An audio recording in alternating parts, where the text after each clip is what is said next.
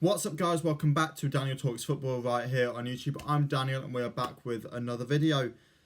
Now, you shouldn't have a video today, in all honesty. It's a Tuesday, but I needed to get something out there about my football team. Yesterday, we played Fulham and we lost 5-3. Now, on the face of it, that might, you might go, oh, all right, conceded a lot of goals, yeah, but it's not that bad. We were, 4-0 down by the 51st minute. We went in at half-time 3-0 down, then, it went 5-1 before we ended up getting 2 goals back. It's not good enough. And I had to say something because I'm watching my football club fall apart. We can go back to where this all started. I haven't planned out this video.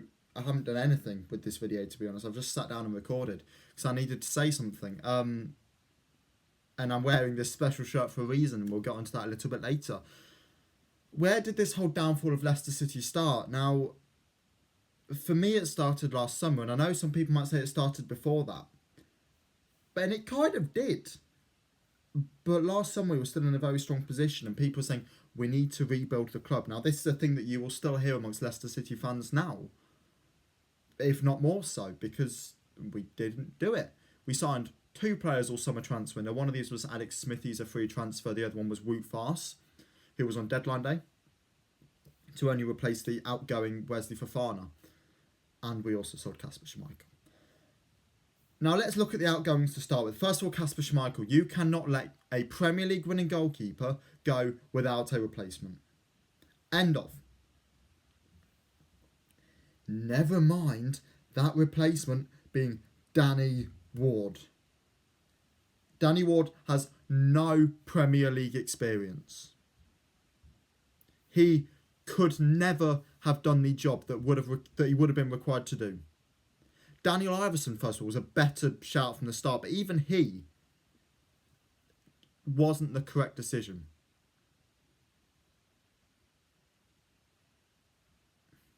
But we let Kasper go without replacing him. A guy who didn't want to leave the club. Yet Brendan Rodgers said, we're not going to offer you a new contract, so he left. And we got £900,000 for a Premier League winning goalkeeper. Disgraceful. But then you can move on and look at the other sale, Wesley Fofana. Now, we sold Wesley Fofana for 70 million and the player wanted to leave the club. That is all fine. I don't like Fofana. I think the fact that he had agreed a contract in, March of 2022 that said, listen to offers for me next summer. He had a verbal agreement with the chairman, Conte, Sriwatanapapa, that said, listen to offers for me in the summer of 2023. That is when I will move on. But no. Chelsea came in and he wanted to go. And fair enough. Look, it's a big move and it probably only comes around once in your life. So he left.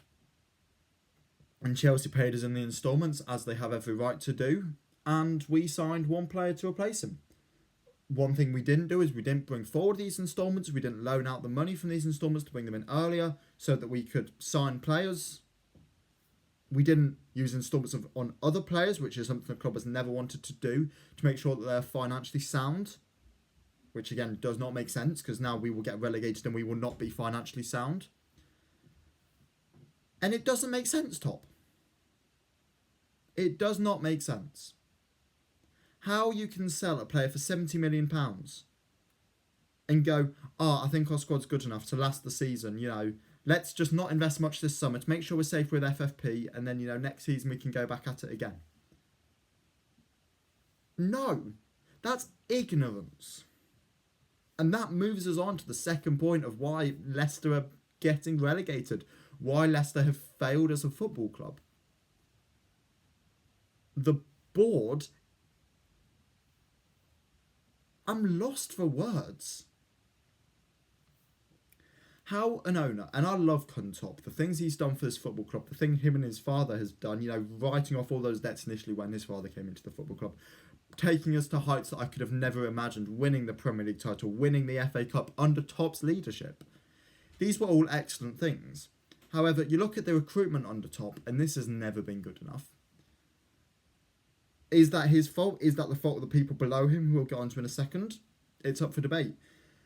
But the fact that somebody like Top, and if it was Top again, we don't know, do we? Because nobody from the club speaks out ever, which, you know, fair enough, but nobody from the club does speak out.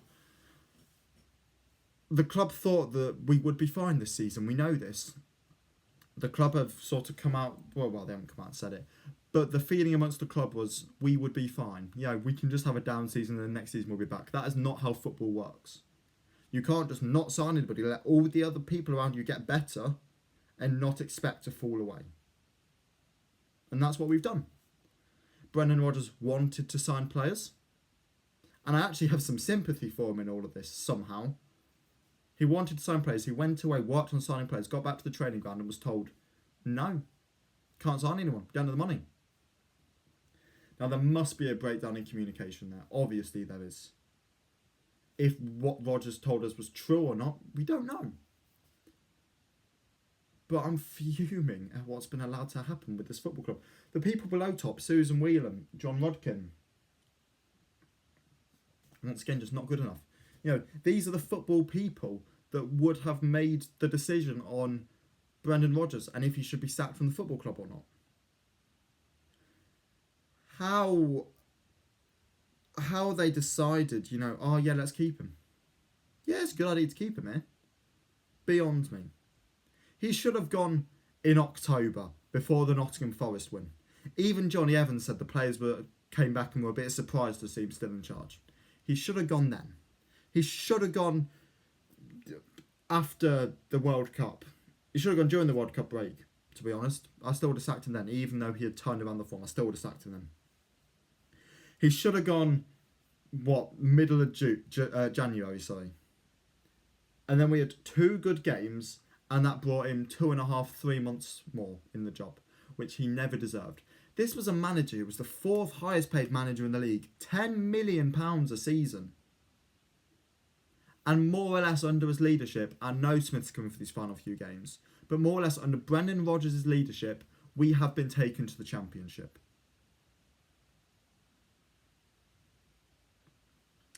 And he is to blame.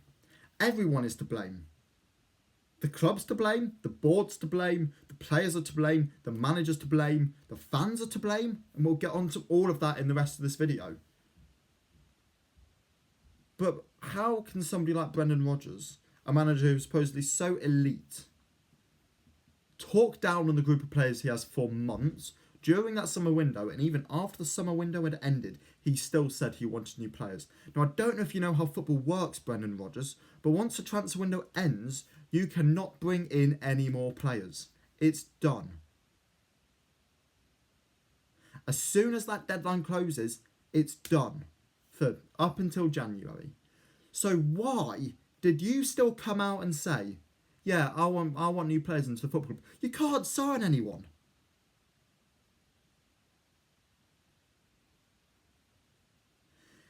His comments over the entire season have angered a fan base who you would think would have the utmost amount of love and respect for a guy who took them to 2 5th-place finishes, who took them to an FA Cup, who took them to a Community Shield, who took them to the club's first ever European semi-final. And less than 6 months on from that, the entire fan base has turned against you because of your comments in the media. You turned against the fans, telling them to stop voicing their opinions after we rightfully booed the players after a 6-3 loss at Brighton. You told fans to stop voicing their opinions. Your management throughout the season has not been good enough. And in all honesty, I'm utterly disgraced at how you were on 10 million a year.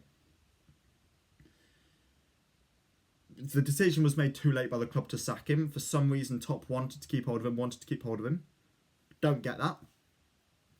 Don't get that at all. It was clear it wasn't going to work out. As Matt Piper on the BBC has said so many times from BBC Leicester, a manager does not turn it around. Once he has lost the fan base, you do not turn it around. He lost the fan base very, very early on. Did he start to gain it back just before the World Cup? Maybe. But as soon as we got back from that World Cup and it was done again, that was when you got rid. If not in October. But it's not his fault when he got sacked. Again, that comes down to the board. And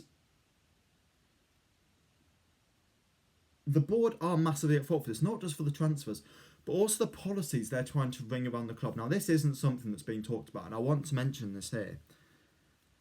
Leicester City have an issue with football fans being football fans. They have been banning fans from the stadium for voicing opinions on social media, which is what it is. And if you don't believe me, I can find you evidence. For simply voicing opinions. Were those opinions harsh? Yeah. Were they maybe a bit too far? Yeah, maybe. Was there anything racial or anything in there, though? No. And simply should not have been banned. The club are trying to enforce fans from not persistent standing, which is done at all grounds, regardless. I can use Nottingham Forest as an example here. They don't sit down at all. Yeah, we get announcements over the PA system. Please can we remind fans to sit down during games? You know, no persistent standing. At which point the Leicester fans respond with, if you love Leicester, stand up. Fair play to the fans. For once, I'll give the fans some credit. Because, let's be honest, it's the only time in this video I'm going to give them any credit. The club have not helped us at all. The singing section brought in by the club was working, was creating noise, until they start banning members of them. Banning members who sit in that section. The away ticketing policy is now stupid, forcing fans to go to the stadium on the day of the game to pick up their tickets and show ID, because apparently ticket reselling is a big issue within the fan base. It probably is, but it is with all clubs. The club's policies are out of order. I don't know why we're trying to take it up on ourselves to be the nice guy. It's utter disgusting. The club are to fault, the manager's to fault, and I've touched on both of them. The former manager, I haven't really touched on Dean Smith yet. And I'm just going to check, because I know Forest are currently playing Southampton, and they're 2-1 Forest. Oh, God. Come on, Southampton. You're seeing raw emotion for me tonight because I'm angry. I'm watching my club get relegated from the Premier League, a club who should not be in this position. And it's time to touch on the players. What are you doing? The fight is not there. Half of you act like you do not care. And I'm not fussed about what James Maddison came out today on social media saying, the media are taking it too far, and I said we didn't have a fight, that doesn't mean we don't care. You don't. Okay, Maddison, you particularly, yes. I think you do care about the fan base. But there are people in that squad that are picking up a wage, and they do not care about the football club. This goes back to the Brendan Rodgers era. I think somebody like Soinchi was lost interest because he's off to Atletico Madrid in the summer. Poor decision from the club, that. The fact that Rodgers decided to bench this guy for months and months and months over some kind of stupid dispute that he was having with him does not make sense to me. All the players know they're off. I can probably count on my two hands on the amount of players that are staying. Iverson, Christiansen, Sutar, Justin maybe Ricardo, just because he might not be able to get a move because of all his injuries.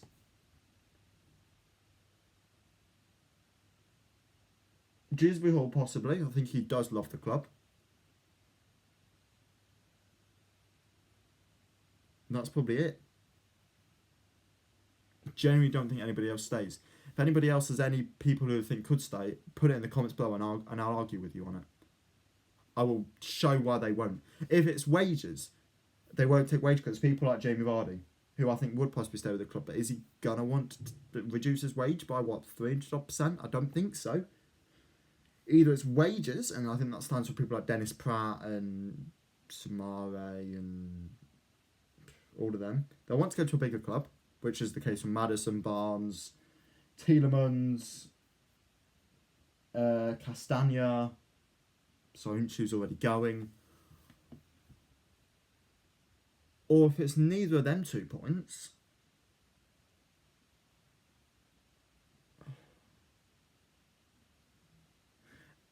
this is going to be painful to say. If they're not staying because they want to go to a bigger club, If they're not staying because that, they're staying just because they want to go and play international football. Somebody like Wout Faes will not stay at the football club. I like Wout. I don't think he's quite good enough, but I like Wout Faes. However, there's no way he stays at the football club. This is raw. I'm not going to edit any of this. It's just raw. I'm checking my phone to see the Southampton game. I wanted to get this out to you because I'm appalled at what's going on with the football club. A load of people move, so I don't think the players really do care about what's going on with the club. They're not putting in the fight. They themselves haven't understood the position we're in. I remember James Maddison. I'm gonna find the tweet for you because I don't want to misquote him. I want to quote exactly what he said. Exactly what he said. James Maddison.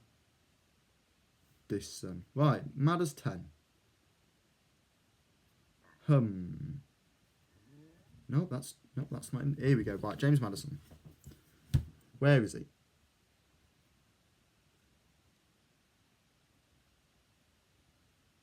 I'm going to scroll back and find it.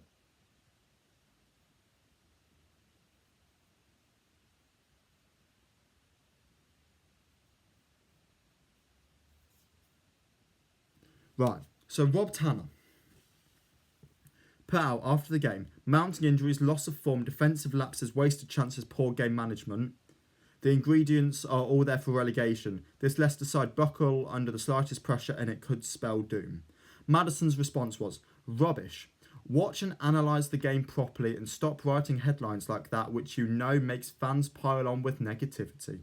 Play like that and we'll be absolutely fine. Play like that and we'll be absolutely fine. Well, you're wrong, Maddison. And I'm sorry that this is falling to you because I like you as a person, but you're the one coming out on social media, so I'm going to have to disagree with it. It's my job. I like you as a footballer. What do you mean we'll be completely fine? We're not. This was in March, by the way. He said this in March. We will not be completely fine. We are going down to the Championship. We have 3 games left of Premier League football. Liverpool at home, Newcastle away, West Ham at home. If we pick up a single point from those 3 games as things are going, I will be shocked. You cannot say we will be completely fine. That is arrogance. I hope they prove me wrong. I hope I can sit here at the end of the season and watch this video and go, I was wrong. I would love to have egg on my face at the end of the season. It means that my football club that I've supported since the day I was born, it means we would have stayed in the Premier League. So I want me to be wrong. But on God, I can't see that happening. It's everyone's fault. The board, the owner, the manager, the players, and it's on the fans. Have we been a good fan base this season? That's a question that will split a lot of Leicester City fans.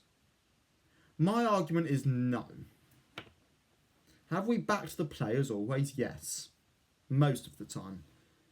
Are some players made scapegoats? People like Soumare, Thomas.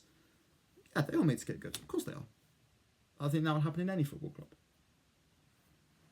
But God, we don't make any noise at home. You look at, I'm sitting there in the King Power Stadium. We're not making any noise. They've had to bring the flipping clappers back because we don't make any noise. I'm lost for words. My football club are going to be going down to the Championship. A league which is tough.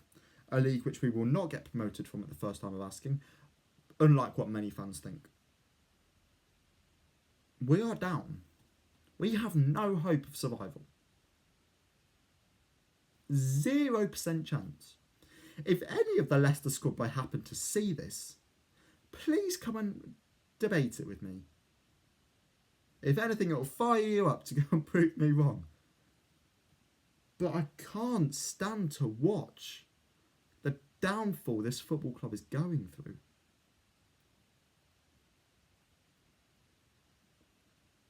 all the players move on this summer. We get a new manager. I hope that's not Dean Smith. I don't agree with a lot of his decisions. Haven't heard his post-match press conference. Don't know if I want to hear it. Probably will listen to it. Probably will agree with a lot of things he said. I hope I will, because I hope if he lies to us, well, if he lies to us, I don't ever want to see him speak again, and I won't listen to him speak again. If he comes out and says, oh, you know, we were lucky, no, we weren't. We're 4-0 down for 50 minutes, and then they stopped playing. We should be fine. We had a penalty last week versus Everton at 2-1 up.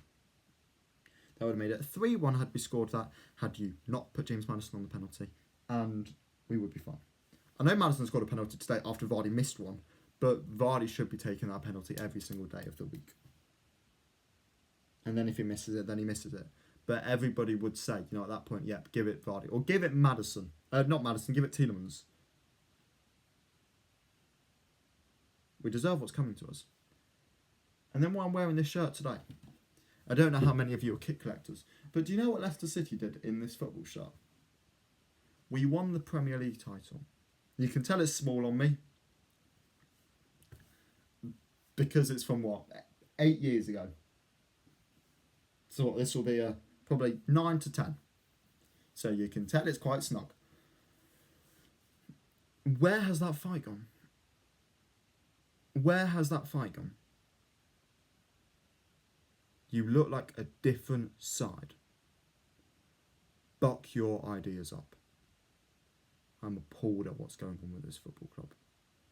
Before every game, you walk out and above the tunnel there is a sign.